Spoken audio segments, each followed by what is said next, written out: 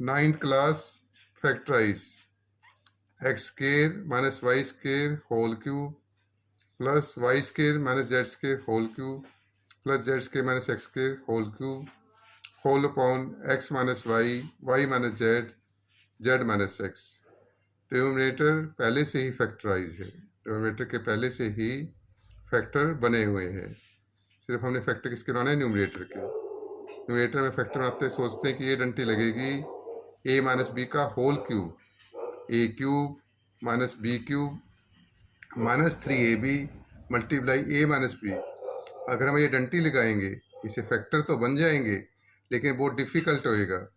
ए की डंटी हमारे पास ये भी होती है, अगर a plus B plus c equal to क्या हो 0 तो then a cube plus b cube plus c cube equal to 3abc। लेकिन डंटी जब भी लगती है जब 3 नंबरों का सम क्या हो 0, और 3 पॉजिटिव नंबरों का सम कभी 0 हो नहीं सकता, ना ही 3 कभी नेगेटिव नंबरों का सम 0 हो सकता है।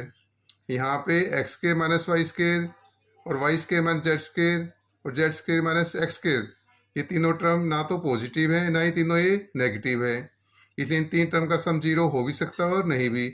हम चेक करेंगे, अगर इन 3 टर्म का सम 0 आ गया तो हमारे पास ये डंटी लग जाएगी a plus B plus c equal 0, then a cube plus b cube plus c cube equal to 3abc।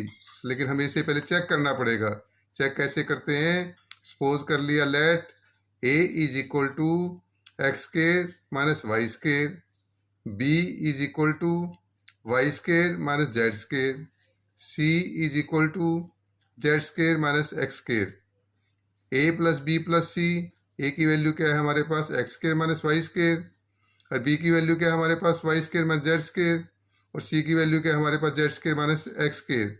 X square is cancel, minus Y square is cancel, minus Z square plus z square is cancel. तो a plus B plus c की value क्या आ जाएगी 0। X square minus Y square plus y square minus Z square plus z square minus x square is equal to 0।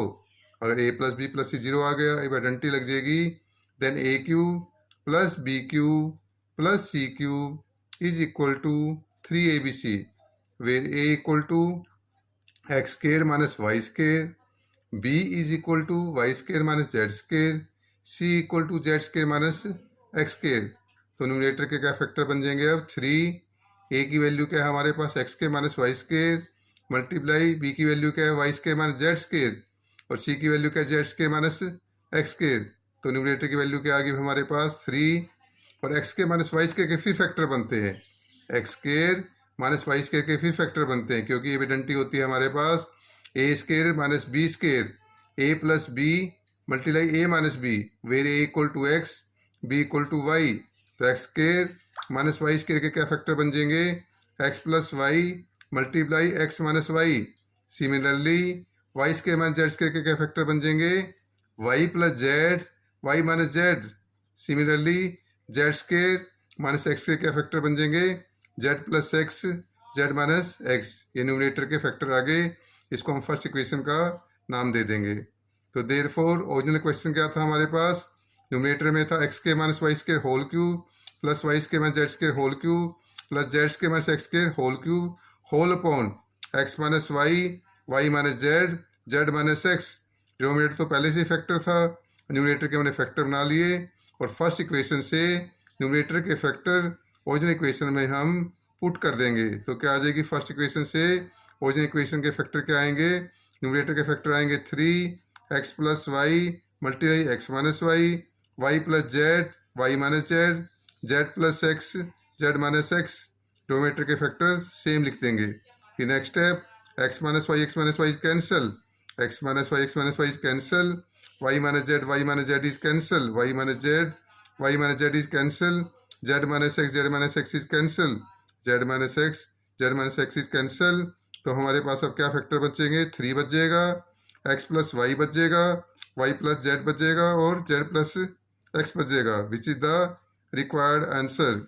Video like और subscribe करने के लिए आपका धन्यवाद।